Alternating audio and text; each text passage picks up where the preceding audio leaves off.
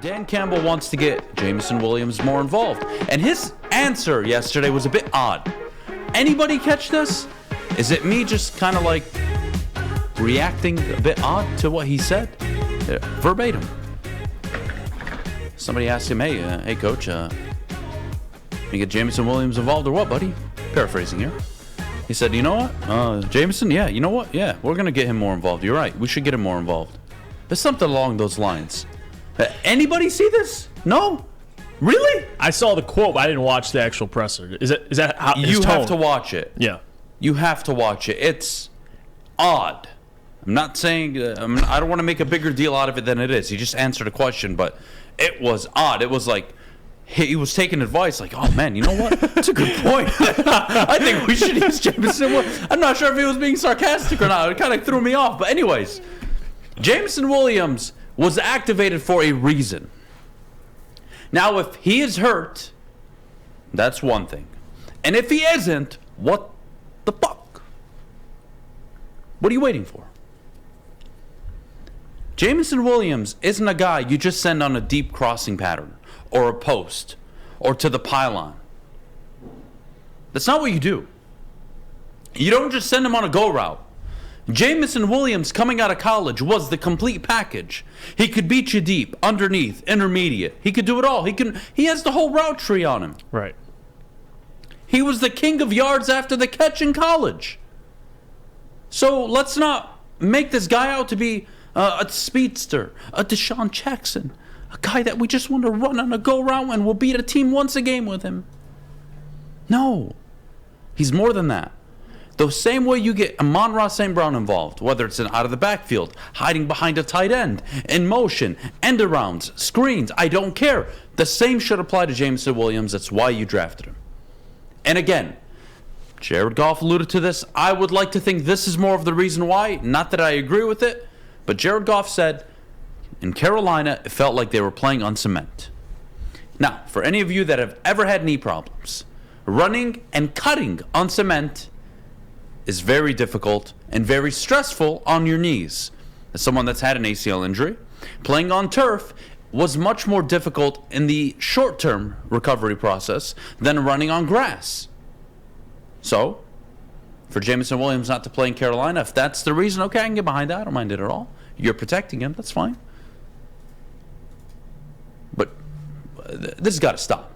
Either he's hurt, or you're going to get him more involved. I'm not saying he's got to get 7-8 targets a game. But the least you could do is give him a free, at least 2 or 3 freebies. An underneath play action route, a screen, an end around. Get him some touches. Let him feel like a football player again. Target him 3-4 times. That's it. And if he's really good and he's showing promise, give him the ball more.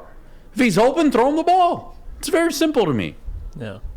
So, yeah, coach, you want to get Jameson Williams involved? Yeah. You know, it's a great idea. Let's do it. I really don't know if he was being sarcastic or not, but yeah. He was being sarcastic. It's just like when he was like, I didn't know what was going on. I was looking at the wave. Like, he plays that dumb role so well. He does it with public interviews. He's never really done that in the pressers, though, especially midweek during the season. I usually see that in the preseason. You see it in camp. Right. You see it before the draft. Sure. You see it on Pat McAfee show. Sure. But again, I found it odd. Yeah. I mean, I'm with you. I think the answer. But again, I'm not too concerned with it. I think my big issue is JMO. We know what he is. We know what he was coming out of college. He was the best wide receiver in college football, the most explosive. We knew that. If he didn't get injured, he probably would have been the first one off the board. How I look at it and how it's played out so far this season, obviously had the ACL injury, took a while to come back. They eased him into the game plan, and they have a lot of momentum offensively. So, again, to throw JMO in there and allow him to have a significant role in this offense, I get it. You don't want to put him in and throw a bunch of things at him. But there's no excuse why you can't get him the football. Because with JMO, it's not just a go route. Like you said, he's not Deshaun Jackson. He's not a guy, he's not a decoy you can use on plays. He's a legitimate weapon. You saw that against Minnesota at home and what he can do when safeties aren't paying attention to him. For me, and what I expect moving forward is look at last year. Look at Amon-Ra St. Brown. Look how he played in the first half of the season. You had Anthony Lynn as the offensive coordinator, and look how he played in the second half. You would have never known what kind of player you had in Amon-Ra St. Brown. Now different. J-Mo was drafted in the first round. Amon-Ra was the fourth round. But you had to find out. And how you find out is you get them the football. They play a ball-dependent position. You need to get them the football to see what they can do. And with J-Mo, the fact that he hasn't gotten an opportunity, I'm going to allow the Carolina one to slide. But I do think this week, and this was before even Dan came out and said they want to get him more involved this week, there is no question he should be more involved. Would you rather see him over Josh Reynolds? Yes. Would you rather see him? I know DJ Chark's played well lately, and him and Goff have chemistry. And I think that's a big thing with J-Mo. Him and Goff never really had an opportunity to develop chemistry because even in training camp all season, he never practiced. I mean, he was at practice, and I'm sure Jared would throw him a couple footballs, playing catch, but he's not actually out there running routes. He's not actually out there practicing in pads. Now, lately he has been. So that chemistry between him and Goff is going to develop. So there's no excuse why he can't get involved this week. I just want to see him get the football. Wide receiver screens, quick slants, 10-yard out routes. Just find ways to get J-Mo because if he's in space and he has the football, he's dangerous. He really is. I'm not seeing the issue here. I'm not. If he's not hurt, there's no excuse. I don't want to hear that he can't run routes or that he doesn't have chemistry. Shut up. He's a first-round pick. He's the most talented receiver to come out of that draft class. And had he not been injured, he would have been the first one off the board. Yes. So cut the shit. It wouldn't have been Drake London. It would have been Jameson Williams. Right. Okay? He's a very good wide receiver. A pretty damn near, I would say close to a complete route tree. He can really do almost everything and anything. If you want to ease him into the offense, I don't mind. I understand. But you got to get him involved eventually. If he's going to go into next year with one catch for one touchdown and for what, 41 yards? Yeah, that's... Yeah.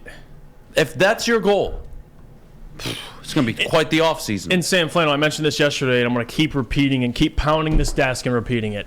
Don't tell me you can get Tom Kennedy and Khalif Raymond involved and not get Jameson Williams. It's the Jameson Williams conversation is kind of complicated because we have to understand that he was injured coming into the year. He didn't get activated until the Jacksonville game, so that's a lot of practice that he missed out on, an offseason that he missed out on.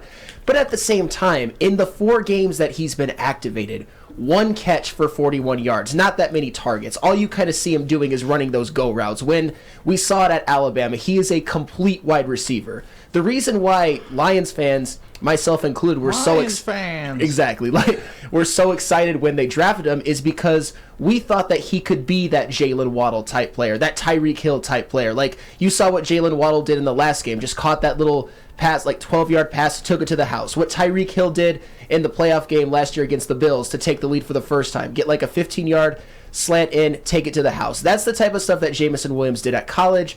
That's the type of stuff that he's capable of doing in the NFL, at least we think. We saw a flash on that 41-yard pass. That was a splash play. But I need to see more because there is a little bit of concern that he's getting so few targets. And you want to talk about all the other wide receivers in the draft. I know it's not fair to do this right now, but Garrett Wilson, ballin'. Chris Olave, ballin'. Drake London, he hasn't had a great year per se, but who's his quarterback? Marcus Mariota and Desmond Ridder. He's contributing. Christian Watson has kind of grown up the last part of the season with Aaron Rodgers as his quarterback. He's really come on. And Jameson Williams in 4 games has 1 catch.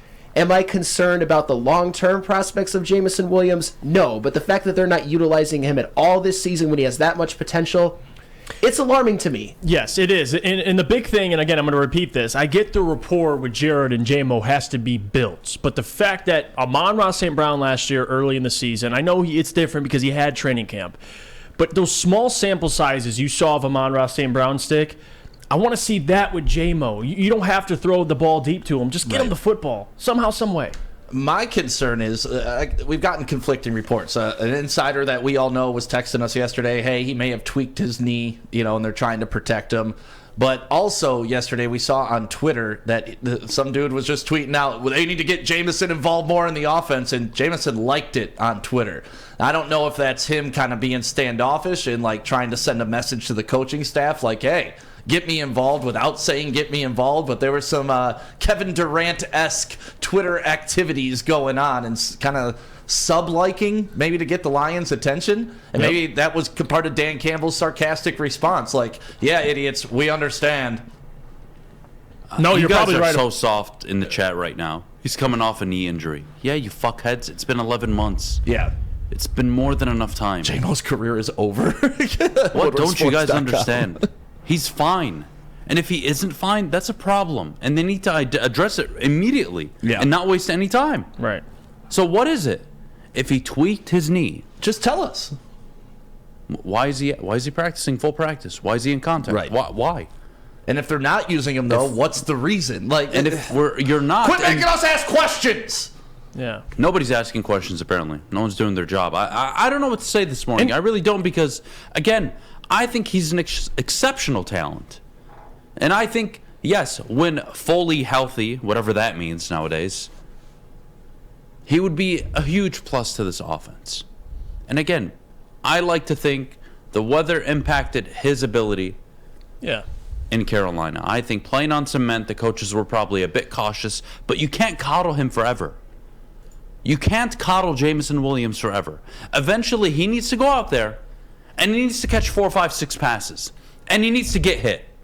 And he needs to get his legs taken out from underneath him on a screen route or something. Something is going to happen. And he's going to have to get up and play football. Yeah.